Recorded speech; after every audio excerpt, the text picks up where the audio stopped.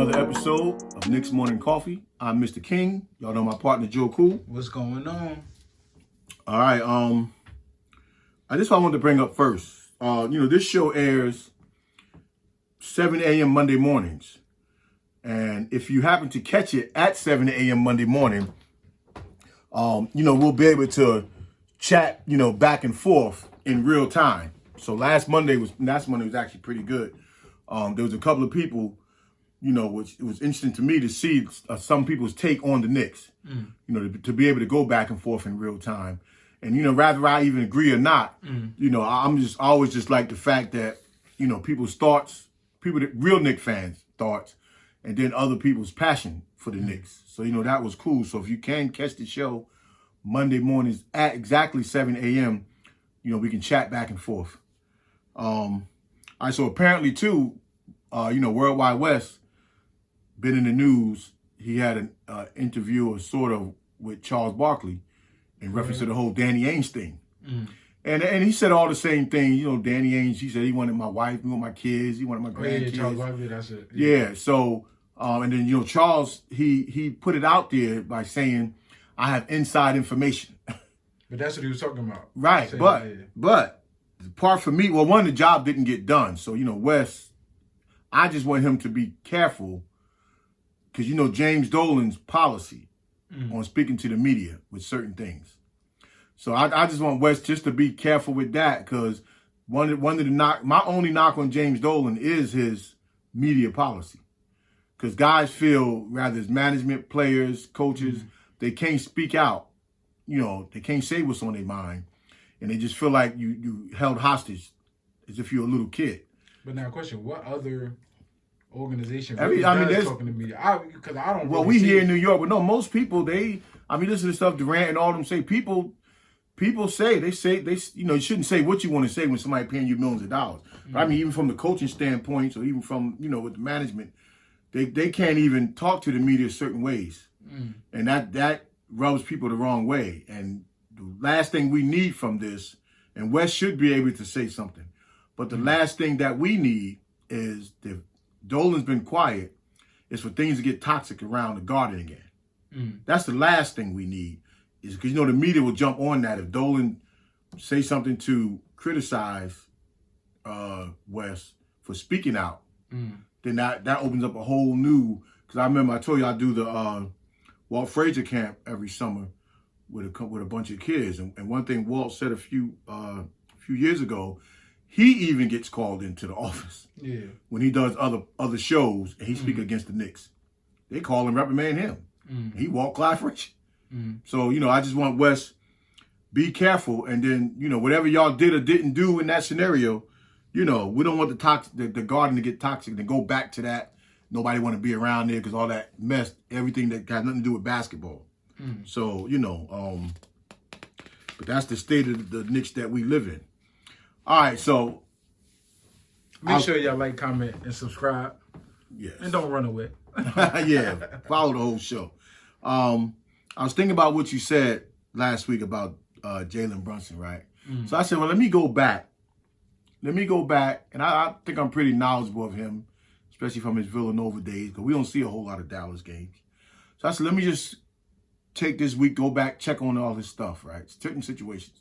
And then I said, handled the right way, you was right, but handled the right way, he could be out like Jalen Sanity. Handled the right way, because I started looking at where other guys were when he's pushing the ball up the court. Now, because I'm pretty sure that's not a structured thing in their game, because he's a backup. So when he's coming and pushing, I see where that could correlate with the players that we got. And I said, damn, this could be, because one thing we know, again, we say it every week, he won't stop pushing. We know that. Yeah. So I said, damn, so I started thinking about, as our team is constructed right now, I said, shoot, this could be special. Yeah, and the fun take, Randall ain't my favorite, but they had a pickup game. It was like Jalen Brunson, Randall, J. Cole. Like, it was a couple people out there playing ball. And, Jalen, to me, looked pretty good in that 3-4 second clip of all them playing. They look pretty good. Even Randall looked like he's running. Like when Melo looked like he lost a little bit more weight and was running, it kind of gave me that feel that, you know, it might be a little bit different. Like they were just everybody was attacking. It might have been one other person that was notable that you could see it in the footage, but I mean, we got the shooters. We got the floor runners. We got guys who do both. And then if need be, then you still have the go-to and Randall. But to me, what makes all that work is we have rim protection and rebounding to get out and run. So I said that. I was just like, this could be special. Handled the right way, because we know there's no quit in him. So I kind of like that. Yeah, it's not like he's not likable. You know what I mean? It's not like he's a player that we wouldn't like. We can't say he's not skilled, because even though he was the backup, I didn't really look at the numbers. But if he's scoring 30 when Luka's not there, and he's still putting up the amount of assists, that's a starting point guard thing. So that's just saying he can't do it. If he's doing it with the starters and he's putting up those numbers, why can't he do that for the Knicks? Yeah, but that was my main thing when I was saying last week that I necessarily didn't want him to be our best player, one of the top three, because you always have that fourth guy that you don't win without. Everybody talk about the big threes, but it's always that fourth guy that without him on your team, you don't win nothing. So that's why I wanted it to be that for that reason, even though the fourth guy is just as important as the other three. But again, constructed the right way with the pieces that we got, this could be something special. Now, just same subject, but to switch gears with ESPN, I listened to a couple of their shows and a couple of their prominent, voices of reason, who everybody's right or wrong at any given point. And then in terms of our draft picks, and then they say, keep the picks for when the unhappy superstar is going to be disgruntled somewhere. But for some reason, the disgruntled superstars, past how many years, we still don't get them. So we save our picks and we get the young guys, and this is just a devil's advocate thing. But then at what point, how long do you wait for the young guys to pan out? Like, how long is potential? Can't live off potential alone. At some point, you gotta strive to be the player that you're supposed to be. And then you look at the development. If we're not developing you properly, but you're getting starter or you getting, a whole lot of minutes, you should be able to come into that type of player either way. Like, you should be able to bulldog your way into being that. Because even I say everybody, I look at the thing with John Morant, and everybody say John Morant and Baines could be a top backcourt. I don't really see that, but Baines, he's a guy that was on our radar. They didn't run nothing for him. He just was in the right places at the right time. Because again, the same thing with Lynn Sanity. People trusted Jeremy Lin with the ball. So they're doing the same thing with John Morant, his team. They trust him with the ball, so everybody spread out. But also, there's no Melo over there. But that's also all part of it. They trust him. Yeah. They trust him with the ball. So now when they get it, even though a lot of times they get it, it could be a bailout get, but they're able to knock the shot down or still get to the hole. Here's the thing too, what we were talking about last week. We in a different time. So when we go back, when Michael Jordan get drafted to the Bulls and Magic Johnson go to the Lakers and Isaiah Thomas go to the Pistons, and they get there already anticipating that they supposed to be the man, right? When LeBron and everybody got here, that was like the end of that. Because once they figured out, I'm chasing a ring, LeBron goes to Miami. This person goes match up with this person. Now they looking for what team I got to go. They playing park ball right now. And I've been saying that. Like, if I play with him, and him, we definitely got a chance to get in the ring. They're not saying, when you got a Knicks organization, I think at this point they're saying, do you really want to come to the Knicks? Because you really come to the Knicks and saying, I'm going to be the guy for the Knicks. You're not saying I'm coming here to get a ring. Not at this moment, because we don't got nobody at all in the past, how long? Yeah. So when you go to the Knicks, you're making a big decision. This is a life-changing decision when you come to the Knicks. That's the part that sucks. Yeah, but on all those people that got their players, though, they drafted them. That's what I'm saying. They drafted them. They drafted them, and they drafted them with nobody else there. Talking about other than Golden State, it's not really. It's like every other year that it's a team that is players that got drafted to the team that went. Everybody else, these teams, they trading back and forth to get these players. The Lakers, the Sixers. Well, like you said, when you got assets the Nets, like the Lakers and them got. The Celtics. Yeah. Yeah. I mean, they pretty much got their team, so I can't really say that neither, but I just feel like it's a different time. They don't want to deal with the Knicks BS. Well, we're not allowing our young guys to grow so that we have one. Because all those guys start. There's only so many superstars in the league. It's a whole lot of all-stars because so many people got to make it. Like I said, top 25. But even top 25, are they true all-stars or the all-star to their team? We got to get back to, like that one year with Julius, have a star on our team. That 1 year, he was, and last year too, he just didn't pan out. But as far as the way other teams still saw him, they still game plan for him no matter what anybody else was doing. Their game plan was to stop Julius. And then it trickled down to, maybe RJ or something else. But we didn't have nobody else. And that's when ESPN would be right. There's a lot of talk of who's the pressure fall on. I don't know if you was going to get to that, but they talk about is the pressure on Randall to get himself together? Is the pressure on RJ that you get put up for trades? And now this is you have to get better. We into yes, it is. Because now we watching the game, forget about fans, and now everybody in the NBA is watching you. And though you're good, they expecting you to be better. So now you got to step up to the plate. This is what you get to the NBA for. Yeah. When you have them dreams of going to the NBA and playing for the team and playing for the Knicks, you say, oh, I'm going to be the guy to turn this franchise around, and I'm going to be the guy to get this team to a ring. I'm going to be the guy, like, this is what you play for. Yeah, the pressure's on, so the pressure's on both of y'all. Yeah, pressure on Jalen, like, equally. I don't think it's a who's it on more. Now, the who's it on more depends on how much money you want to make going forward in the league. But well, I agree that the pressure's on Randall and RJ. I don't necessarily believe so much that is on Brunson. I do, because Brunson can come in and play two ways. If he came in feeling pressure, like to come in here and be a star and put up numbers, he could do that and we still lose. But if he came in here with the pressure saying, I want to lead the Knicks to prominence, he can't even say back to prominence, just to prominence.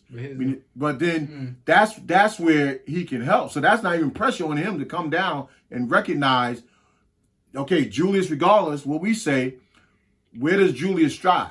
Okay, this is how he strives. Where does RJ strive? Now you got Fournier, Grimes, IQ. But we on the fence as media fans about Julius. We anticipating what RJ's doing. Jalen doesn't play good. We automatically gonna say, Kemba Walker all over again. People come to the Knicks to die. They come to the Knicks, they don't be that good. You're gonna get that off. He played really good. He's 25, so you're not gonna definitely not getting that. But now, if he do play really good, John Morant level, just all of a sudden, the new face of a franchise. Now we looking at everybody else, and now the pressure's not on him. Now it's how we build this. I bet you at 360 said, how do we make this team around Jalen Brunson? Because we some people running around RJ, bringing around Randall, go get a star. Jalen Brunson plays at a star level is get rid of everybody and just bring a star in here with Jalen. That's the narrative. Create the star in one of your young guys that you got. Because Jalen should be able to, even if he had to play off, which he will have to, play off of RJ and Randall. When that ball swings back around, right? Don't go back to RJ and Randall. When it swings back to you as the point guard, now this is where Grimes and IQ and Fournier and maybe Obi. Now this is where I'm still helping you as still a third, fourth, fifth option because the ball is supposed to pop. It did pop, the past 2 years in Tibbs' system. So when it comes back to you, I ain't going back to y'all. Y'all had y'all two opportunities to score in this trip down court. Now it's going over here to him. And they're gonna know that it's coming over here to you. So that's where Jalen can propel us into something special. Because we can't worry about the thing with RJ and Randall when it comes to Jalen, because Tibbs is gonna worry about that. Tibbs is gonna make sure the ball touches their hands. So now what happens on the retouch when it comes back out? This is where Jalen couldn't be special. And that was the same thing with the season, the 54 game season with J Kidd. When remember what's the name was Felton was the point guard. Jason Kidd played the 2. Soon as Jason touched it, right away, it went to the high hand. Soon as he got it. Okay, Fulton, you bringing it up? Soon as I get it. So in Brunson's case, soon as it comes back to you, after Randall get it and RJ get it, soon as it comes back to you, now I'm distributing where it really got to go. I always consider that the veteran influence, though.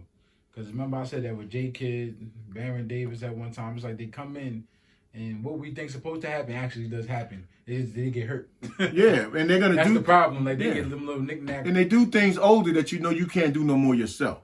So you see it in another player that you got. So, yeah, I can skip that ball to you.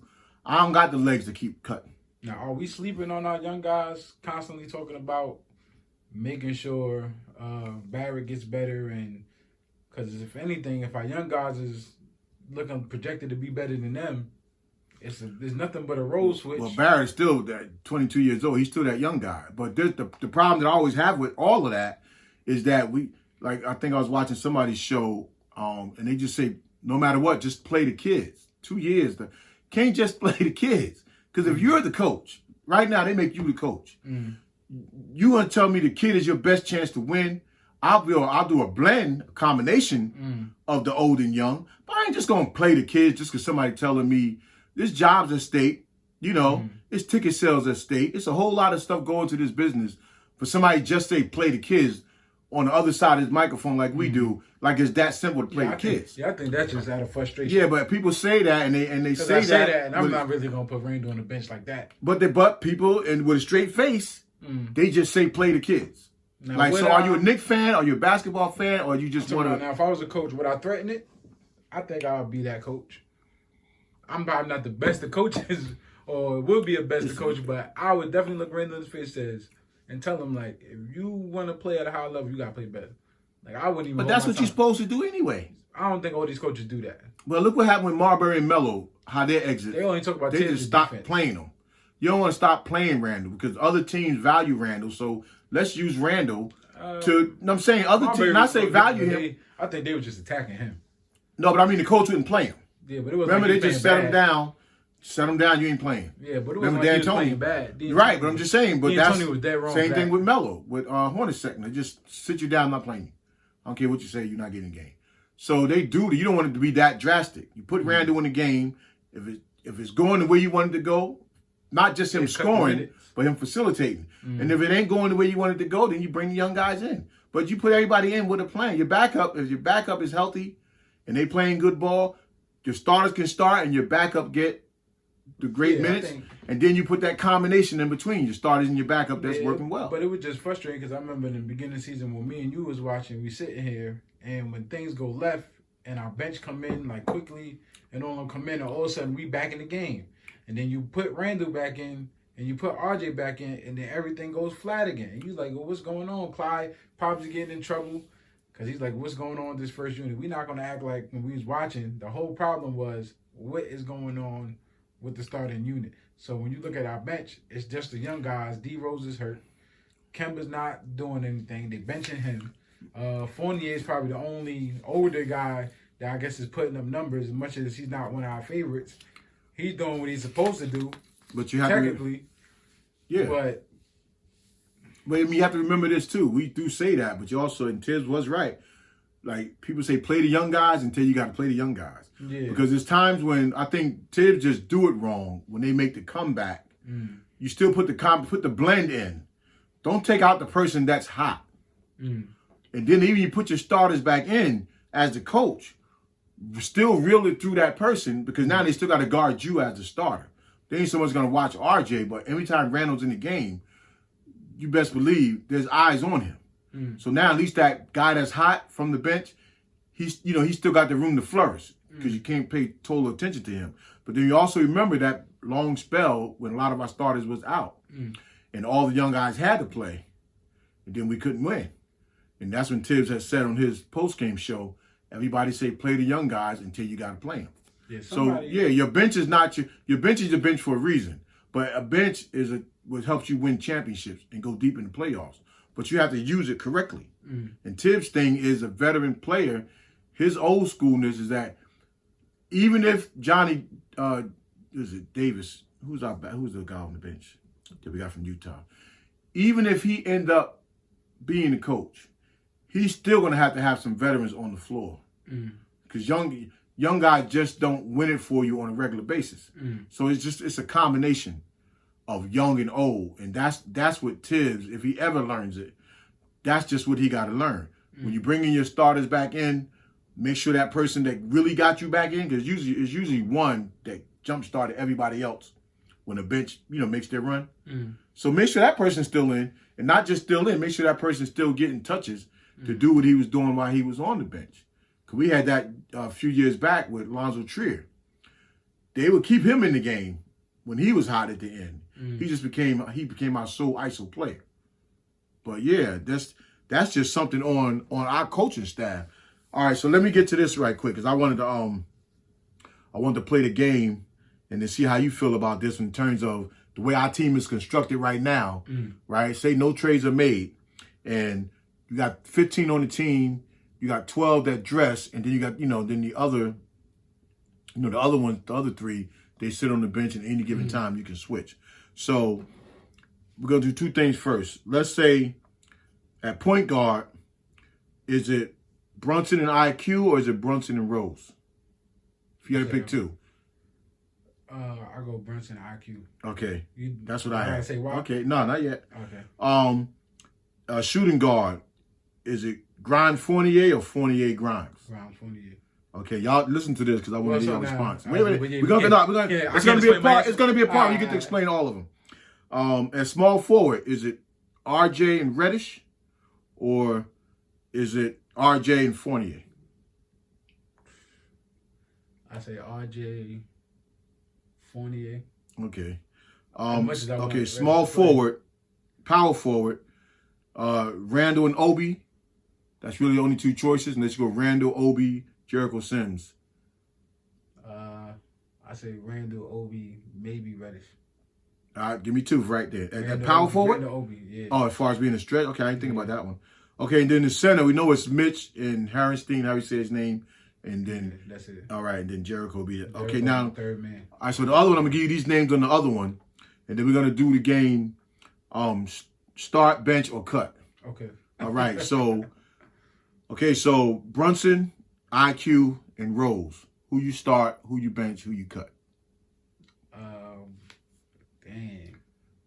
Now, I'm going to give you a cheat sheet, is that some of them can go to another position in the same scenario.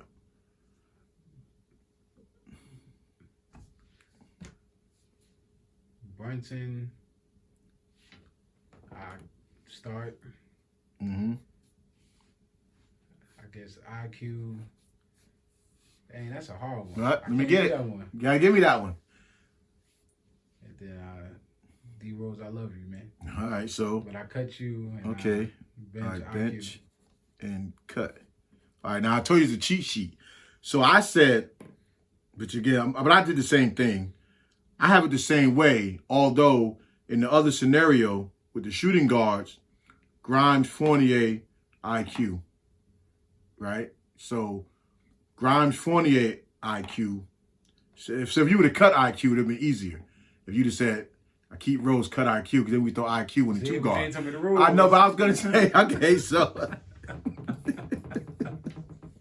All right, so Grimes, Fournier, IQ. So I had Grimes, Fournier, and IQ. Yeah, start, bench, and cut. Starting. All right, Grimes start.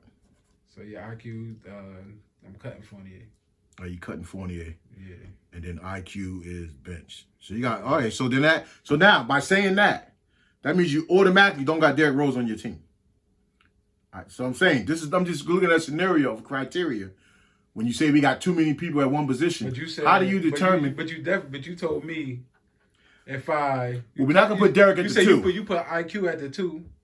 Okay, but you ain't tell me the rules. Well, I was trying to say you got a reason to. Okay, so if you go back to point guard. If I go back to the point guard, then I'm gonna take IQ, put him at this two guard. I'm gonna do what you just said. In the point guard, in the point guard. I'm talking about I'm gonna leave him. I'm gonna cut him out of point guard. Okay, you're gonna cut him. Okay, and keep Rose, and then I'm gonna put IQ at the two. Okay, so you're going Brunson, Rose, yeah, Grimes, IQ. Yeah. Okay, so that You means said Fournier, I can cut. so Fournier you cut. Yeah. All right. All right. Now before we come on, all right, no, see how you no. trying to do me no, up? no, I'm saying, but trying to set me up? No, this is another. I'm gonna leave the other trick out. All right. Because I was gonna say we're gonna leave that, but All right. technically to me RJ really is a 2. So RJ could have even been in that conversation, but it was too many people to. All right. But that's what but that's what I think is wrong with our team right now. But go ahead. All right. But that's why everybody I said. can't play. But that's why I said we're gonna do this to see who's out. So right now Fournier's out. So our backcourts are Brunson, IQ, Grimes, and Rose. Can we win with that backcourt? Can we compete? Yeah. Can we compete with that backcourt? Yeah. And we don't want to just compete, y'all, because we lost a lot of games within 5 points. But this is bit, so we want to do more than compete in a game. So now I can do the explanation for this point guard part? Yeah. All right, so I'm cool with Brunson IQ. Right now, we probably can't even get no better that I can see, right? Uh-huh. D Rose is still Derrick Rose. He's shown that before he got hurt. Because he got hurt and because he's injury prone, I feel like he's good when we get to the playoffs. Because he didn't play 82 games or had to play that many minutes, we would need him. He's hard as hell to guard at any level. Playoffs, regular season, trying to get into the playoffs. But no matter how you look at it, they can't hold him. I don't care what nobody say. When we watch the games, he's still somebody that's unguardable, even though he's not high fly dunking on you. Mm-hmm. But this is why I put D Rose still at the 1, because though he don't got to play, he's still available to us. Because that means we cut McBride already. Yeah, well, you didn't mention him. So, I got him down here, but we realistically, yeah, he can't play. But D Rose, somebody had some reason why IQ feeds off of D Rose. Like he gets that mental help from D Rose. Well, he picks his brain too. So with IQ and I'm cool with point guards now. Okay. Like point guard to me is not an issue anymore, or it should be, if IQ is raising the bar. Okay. All right. And if anything, somebody mentioned to me, I don't know if we're gonna get to that, but somebody even mentioned to me putting RJ back at point guard. I'm kind of cool with him and IQ reversing. I'm kind of cool. Now our team looks bigger because. What do you mean reversing? What do you mean? What happened if RJ went back to his point guard position? I'm always. Well, that's not even gonna happen. But I'm talking about, I'm talking about off the bench. Yeah. Jalen Brunson came out, maybe RJ went. Listen, I told you I like that last year. Yeah, I'm cool with that. It gives another dynamic to the game, and I always feel like people should be comfortable playing where they normally play at anyway. Yeah. Like, why we never even thought of that, I don't know. Well, we talked about that last year when RJ had that spell. He didn't start at point guard, but he seemed like he was the point guard, and he was unstoppable. That's what I'm saying. So yeah, he could come in. Defense, he was putting people on lock better at the point guard position than he was just playing, trying to help. Yeah, because the flip side to that is, if you're going to bring him off the bench as a 2 guard, and then you have IQ and Grimes in the game, RJ can still guard the small forward. So you don't lose nothing. As long as everybody know in transition, this is what I'm finding your man in transition. You're not guarding the opposing guy against you. You're switching positions, guarding somebody. So listen, I would love that. I told you before, put RJ as a point guard backing up when you switch the roles when we talk about LA and Detroit from the 80s. That's how RJ would fit. All right, now where we at? All right, so now we have small forward. Small forward could be kind of easy, but all right, RJ, Reddish, Fournier. Well, Fournier is already cut, right? So RJ. Reddish. Well, he's cut from that, but same thing. RJ Reddish. All right, RJ, of course you start. Okay, Reddish, Fournier. Reddish, you bench. Yeah. Okay, so now that officially cuts Fournier. Okay, so now we get to the power forward. I said Randall, Obi, and Jericho, but you said Randall, Obi, and Reddish. Or Randall, Obi. Okay, well, that's obvious what people would do. Unless, of course, I ain't getting into no more speculation until something. And remember, you're not talking to everybody else. As much as I want to play Obi, I wouldn't start him over. No, I'm talking about, Obi, yeah. And I'd probably be mad to say it, but I wouldn't do it. No, I wouldn't do it neither. Only because I know Obi will play well with Brunson, but we know he plays well with IQ. Off the bench, Obi would have to start giving me 20-point games off the bench for me to say. No, it's not even his points. It's his production. It's the way. If he's doing everything else. Yeah, if he's right. But I'm talking about coming to the ball, getting. I ain't talking about just like for instance, the talk that if we was to get Bogdanovich. I would love having Bogdanovich as a stretch 4 Mm. because he knows where he's going when he get it, what's going to happen. Mm. But I want to see Obi with more skills hunt the ball to become more of a dynamic player when he's in. I don't want to just see him fading out for the 3, catching as soon as he gets it, and then, any other time, get the ball, set your man up. Mm. Like, let the team know, however it is, that give me 5 seconds to set my man up if I have to. Not just get it and jock up a real deep shot because I don't know when my next opportunity is coming. Mm. So that's the step I want to see Obi take. And then center we know is Mitch Harrison. I know I'm saying his name wrong. And then Sims. So we know we starting Mitch. Starting bench. And then you cut. So that essentially is our team when you're talking 10 men. And then, what's crazy too, Herrenstein, we seen him play, but we still were unsure. Because I'm still cool. I'm thinking, sure. Yeah, thinking Sims is still there. Because I remember somebody's going to get hurt. Mitch is getting hurt. I'm cool with him being next man up. Like he's going to have to be next man up. Not having to play. Yeah. But that leads back to when they say with the Jericho Sims, we know should play. But one thing we do know we're going to get out of, and then Mitch get hurt a lot anyway. One thing we do know with Herrenstein, he's a ball magnet. Mm. So we need that element. Rather he's scoring a lot of points or not, we need that element where the big man is touching the ball to make their big men work. Mm. He's going to give us that. So we don't remember our big men don't touch the ball unless they roll into the basket or get it off the rim or the handoff. That's the only time our big men touch the ball. And it's got to be more to, no matter how well everybody else played, if they just playing us 4-on-5, 5-on-4, then we always at a disadvantage. So, so that would be our team. So now with that team right there, could we win or could we compete? You asked me, I think so. Yeah, because we got to get to our boy Jeff Van Gundy. Yeah, I think to say we have no shot of even a play-in game. I said, wow. I said that's got to be. Our whole problem was when we got to the playoffs that first year. I give all that. I'm not saying all that credit, but for point guard position to get us through that was D Rose. There's a lot of times that our heart stopped beating because D Rose either turned up the tempo or turned down the tempo. Like he picked one. Like that's a credit to him as a player after all these years that he either sped up or slowed down. Yeah. Now it didn't work out in our favor because now he got hurt. Yeah. He has to do that all game long quicker than I quite. Well, he played good in the playoffs, but nobody helped him. Nobody knew he was going to be that good, right? Yeah. All we was missing was that point guard to do it, and we thought Kemba was going. We just needed somebody good enough to get us past that, and we thought it was Kemba Walker, and it just wasn't. Yeah. Right. So now Jalen Brunson, do y'all think he's better than Kemba Walker? I probably think so right now. Do you think he has potential to be way better than he is? Yeah, I don't think he hit a ceiling. Some people do. I don't think so. So, in saying that, I think we look like we play our team again. Yeah, I don't see why we can't be. Center position, everybody, some people's not Mitchell Robinson's favorite, but he's one of my favorite. What other center do you think you're going to go get? Look, you're not getting Joel Embiid. You're not getting Joker. But he served the purpose for our team, though. But other than those top players, I think Mitch is right behind him. We're never going to allow him to be that scoring center, but yet he still scores 15 points, 20 points in a game. Blocking. Yeah, because of the way he gets his points. But remember, too, he did a thing this summer where he's training in speed. He said he wants to be the fastest center in the league. So what's that's telling you? If Brunson's pushing the ball, and I want to beat the other centers down the court, that mindset, we know he got good hands.